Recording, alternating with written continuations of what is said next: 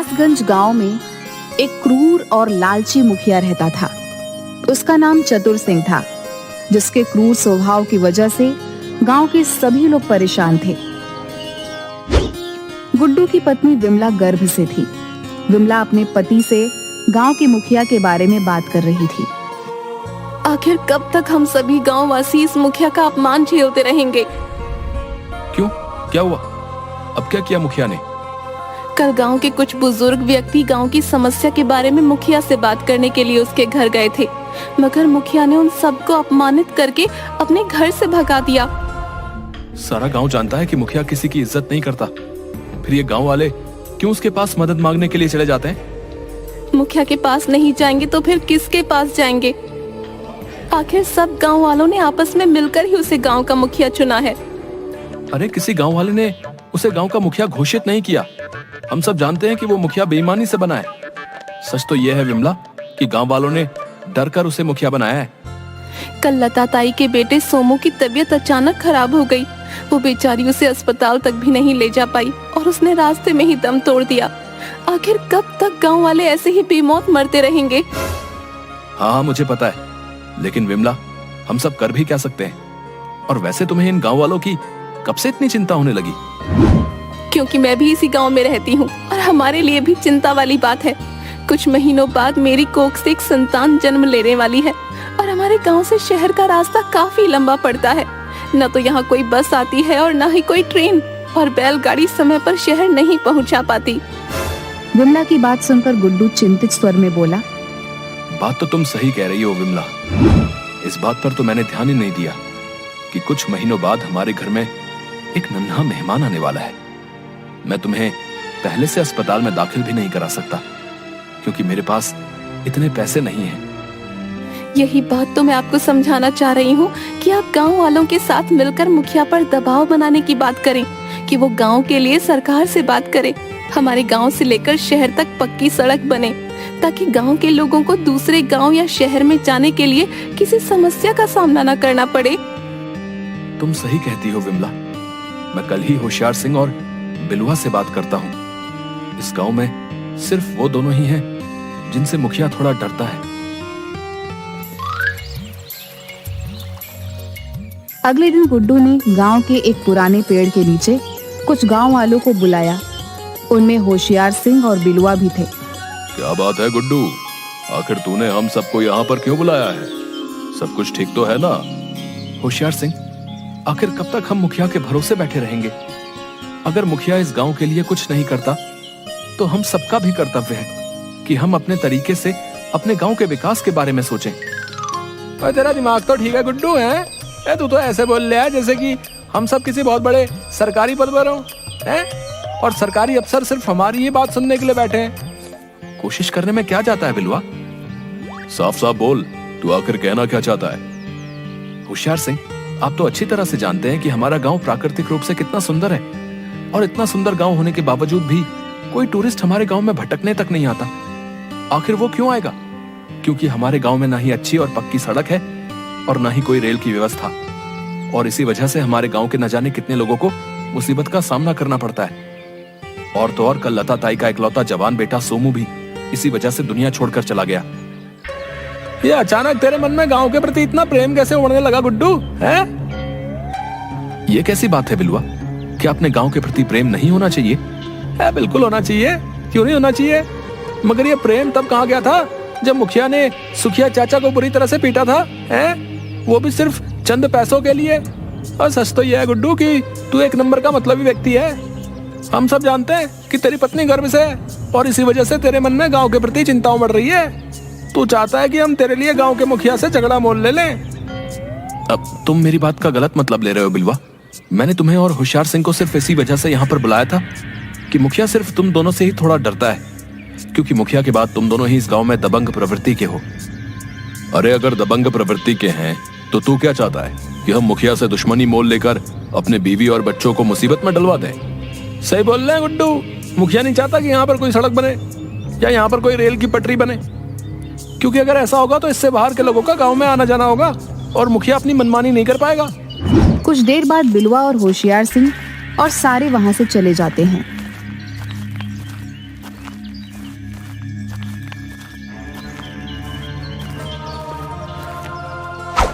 गांव के हर घर का दरवाजा खटखटाया, मगर किसी ने भी उसकी मदद नहीं की।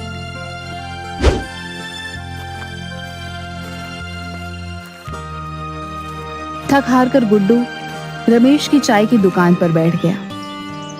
एक कप चाय पिला दो रमेश। काफी परेशान दिख रहे हो गुड्डू भैया, सब कुछ ठीक तो है? अब क्या बताऊं तुम्हें, मैं गांव वालों को सही रास्ता दिखाने की कोशिश कर रहा हूं, मगर गांव वाले तो जैसे आंखें बंद करके बैठे हुए हैं, कोई मेरी बात सुनना ही नहीं चाहता। मैं जानता हूँ तुम उन सबसे इस गांव की सड़क के बारे में बात कर रहे थे। कोई फायदा नहीं गुड्डू भैया, इन सबको आदत है ऐसे ही जीने की। शायद तुम सही कह रहे हो, इन सबको गुलामी में ही जीने की और अपने ऊपर जुल्म सहने की आदत पड़ गई है।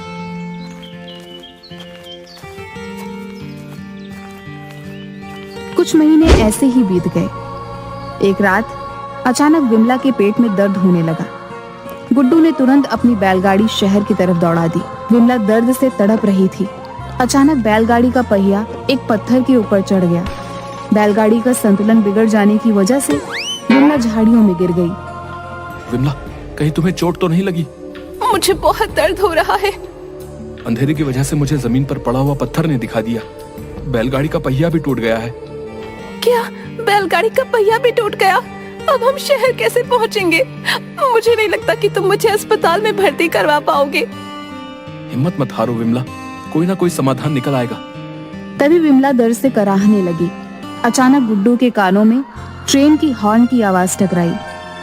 ये तो ट्रेन के हॉर्न की आवाज है, मगर यहाँ आसपास तो कोई भी रेल की पटरी तक मौजूद नहीं है। फिर ये आवाज कहाँ से आ रही है? ये तो रेलगाड़ी की आवाज है। क्या हमारे गांव में इसकी सुविधा हो गई है जी? नहीं विमला, अपने गांव में तो रेल की पटरियां तक नहीं बिछी। लेकिन ये आवाज तो बिल्कुल नजदीक से आ रही है। ऐसा लगता है जैसे कि रेलगाड़ी कुछ ही कदम पर खड़ी हुई हो। आप मुझे वहाँ पर ले चले। पागल हो गई हो क्या? जब यहाँ पर रेल की पटरियां ही मौजूद नहीं तो भला रेल कहाँ से आ सकती है? तभी ट्रेन की हॉर्न की आवाजें और तेज हो गईं और विमला दर्द से तड़पने लगी। गुड्डू को कुछ भी समझ नहीं आ रहा था कि आखिर वो क्या करे। गुड्डू ने विमला को अपनी गोद में उठा लिया और उसने अपने कदम ट्रेन की हॉर्न की तरफ कर लिए। कुछ देर बाद गुड्डू एक जंगल में खड़ा था। हॉर्न की आवाजें लगातार आ रही थी, मगर कोई ट्रेन वहां मौजूद नहीं थी। ये क्या हो रहा है मेरे साथ? ट्रेन के हॉर्न की आवाजें मुझे और विमला को क्यों सुनाई दे रही हैं, जबकि यहाँ घने जंगल और अंधेरे के अलावा कुछ भी नहीं है। तभी पूरा जंगल रोशनी से जगमगा उठा और एक अजीब तरह की ट्रेन गुड्डू को दिखाई देने लगी। अचानक गुड्डू के कानों में एक आवाज गूंजी। इस ट्रेन के अंदर अपनी पत्नी को लेकर बैठ जाओ, ये तुम्हें अपनी मंजिल तक पहुंचा देगी। गुड्डू विमला को लेकर उस रहस्यमयी ट्रेन में बैठ गया। कुछ ही देर में ट्रेन ने गुड्डू को शहर पहुंचा दिया और फिर से वही आवाज गुड्डू के कानों में गूंजी। अपनी पत्नी के सही होने के बाद इसी जगह पर आ जाना, ये ट्रेन तुम्हें तुम्हारे गांव तक छोड़ देगी। लेकिन कौन हो तुम और मुझे दिखाई क्यों नहीं दे रहे? वक्त आने पर तुम्हें सब पता लग जाएगा। ये ट्रेन सिर्फ तुम्हारे लिए नहीं, बल्कि तुम्हारे गांव के सभी गरीब लोगों के लिए है। ये ट्रेन उन लोगों के लिए है जो मुसीबत में घिरे होते हैं, ठीक वैसे ही जैसे कुछ देर पहले तुम घिरे हुए थे। जब तक तुम नहीं आ जाते, ये ट्रेन तुम्हारा यहीं इंतजार करेगी। गुड्डू ने अपनी पत्नी को हॉस्पिटल में एडमिट करवा दिया। कुछ समय बाद गुड्डू अपनी गोद में एक बच्चे को लेकर उसी सुनसान रेल की पटरी पर आ गया। ट्रेन ठीक वैसे ही खड़ी हुई थी। कुछ ही देर में उस ट्रेन ने गुड्डू को गांव पहुंचा दिया। धीरे धीरे करके गांव के सभी गरीब लोग उस ट्रेन में यात्रा करने लगे और व्यापार भी करने लगे। गांव में खुशहाली बढ़ने लगी। यह देख मुखिया अपने साथी कालिया से बोला, कालिया जाओ, जाकर होशियार सिंह और बिलवा को बुलाकर लेकर आओ। लेकिन मुखिया जी, वो दोनों तो आपके दुश्मन हैं। भला आपको उन दोनों से कौन सा काम पड़ गया? अरे मूर्ख व्यक्ति, वो मेरे दुश्मन नहीं बल्कि दोस्त हैं। ये बात तुम्हारी खोपड़ी में नहीं घुसेगी। अगर घुस जाती तो आज तुम मेरी जगह पर होते।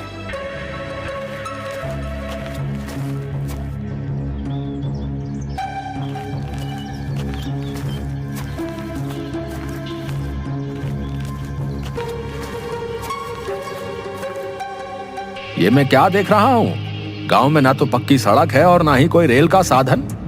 फिर ये गांव वाले शहर में व्यापार कैसे कर रहे हैं? बैलगाड़ी से आने जाने में काफी समय लगता है। यही बात तो मुझे भी परेशान कर रही है मुखिया।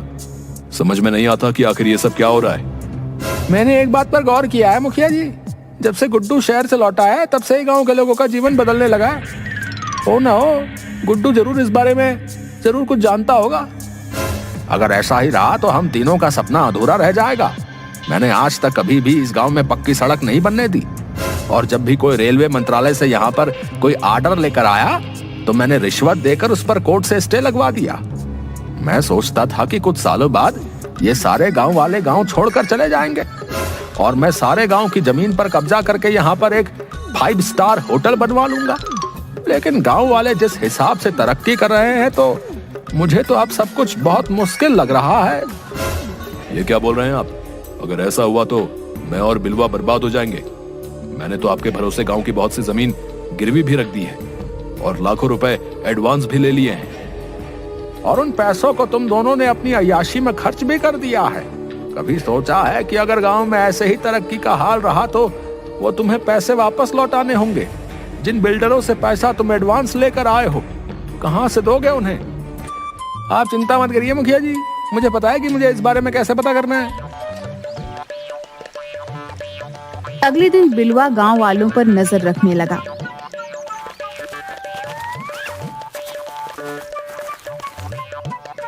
बिलवा गांव वालों का पीछा करते हुए उसी जंगल में पहुंच गया जहां पर वो रहस्यमयी ट्रेन आती थी।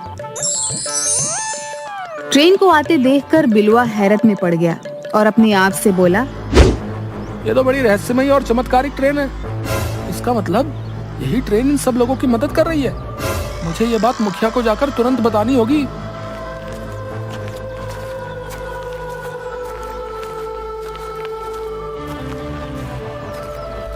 बिलवा ने तुरंत जाकर मुखिया को सारी घटना बता दी। कहीं तूने भांग तो नहीं पी रखी बिलवा? तू जानता भी है तू क्या बोल रहा है? मैं अपनी आंखों से देख के बता रहा हूँ मुखिया जी। एक बार तो मुझे भी विश्वास नहीं हुआ था। अगर आपको यकीन नहीं आता तो आप खुद चलकर मेरे साथ देख लीजिए। वो रहस्यमयी ट्रेन उस घने जंगल में अपने आप अचानक आ जाती है और सभी गांव वाले जैसे ही उस ट्रेन में बैठते हैं वो गायब हो जाती है। अगर ऐसी बात है तो फिर सारे गांव वाले शाम को वापस आते हैं। हम अपने आदमियों के साथ उनका पहले से ही वहां इंतजार करेंगे। इन गांव वालों को अब धक्के मारकर ही भगाना पड़ेगा। मुखिया कुछ गुंडों को लेकर होशियार सिंह और बिलवा के साथ शाम के वक्त उस जंगल में पहुंच गया। अचानक वो रहस्यमयी ट्रेन जंगल में आकर खड़ी हो गई। यह देखकर मुखिया हैरत से बोला, ये कैसे मुमकिन हो सकता है? मुझे अभी अपनी आंखों से विश्वास नहीं हो रहा। तभी गांव वालों ने देखा कि मुखिया कुछ गुंडों के साथ गुस्से में उन सबको घूर रहा था। उनमें गुड्डू भी था। बिलवा और होशियार सिंह को मुखिया के साथ देखकर गुड्डू और गांव वाले हैरान रह गए। होशियार सिंह और बिलवा, आप दोनों मुखिया के साथ क्या कर रहे हैं? आंखों से अंधा है क्या गुड्डू? तेरे और गांव वालों के स्वागत में ही हम तुम सबका इंतजार कर रहे हैं। हम सब ने ये तय किया है कि तुम गांव वालों को अब मार पीट कर ही गांव से बाहर निकालना पड़ेगा। तुम्हारी इस जादुई ट्रेन ने हमारा जीना आराम कर रखा है। इसका मतलब आप दोनों मुखिया से मिले हुए हैं और अब तक गांव वालों के साथ मिलकर हम सबको मूर्ख बना रहे थे। मूर्खों को क्या मूर्ख बनाया जा सकता है? तुम सब तो जन्मजात मूर्ख हो। तेरी वजह से मेरा बहुत नुकसान हो गया है गुड्डू। इतना तो समझ गया हूँ कि इस सारे फसाद की जड़ तू ही है। इसीलिए सबसे पहले मैं तुझे मारूंगा और उसके बाद इन गांव वालों को। इतना कहकर मुखिया ने अपने गुंडों की ओर इशारा कर दिया। गुंडे गुड्डू को मारने ही वाले थे कि तभी एक तेज प्रकाश वहां पर फैल गया और उस प्रकाश में से गांव का ही एक व्यक्ति सोमू निकलकर सामने आकर खड़ा हो गया। सोमू को देखकर वहां सब लोग हैरत में पड़ गए। अब तुम इन लोगों पर और ज्यादा अत्याचार नहीं कर सकते मुखिया। तुम्हारे अत्याचार की वजह से ही मुझे इस दुनिया को छोड़कर जाना पड़ा। लेकिन मेरी आत्मा हमेशा मेरे गांव वालों के लिए तड़पती रही। ये जादुई ट्रेन मैंने ही अपनी जादुई शक्तियों से इनकी मदद करने के लिए बनाई थी। मैं जानता था कि एक ना एक दिन तू अपने साथियों के साथ यहाँ पर जरूर आएगा, लेकिन शायद तू नहीं जानता था कि तू यहाँ आएगा तो जरूर, लेकिन फिर कभी वापस नहीं जाएगा। सोमू को देखकर मुखिया, होशियार सिंह और बिलवा बुरी तरीके से घबरा गए क्योंकि सोमू कुछ महीने पहले ही मर चुका था। मुखिया ने भागने के लिए कदम बढ़ाए ही थे कि तभी जोरदार आंधी चलने लगी, जो मुखिया और होशियार सिंह, बिलुआ और उन गुंडों को उड़ाकर उस ट्रेन के अंदर ले गई और देखते ही देखते ट्रेन उन सब की आंखों से गायब हो गई। इसके बाद वो सब कभी नहीं लौटे। गांव वालों को मुखिया के अत्याचार से मुक्ति मिल चुकी थी।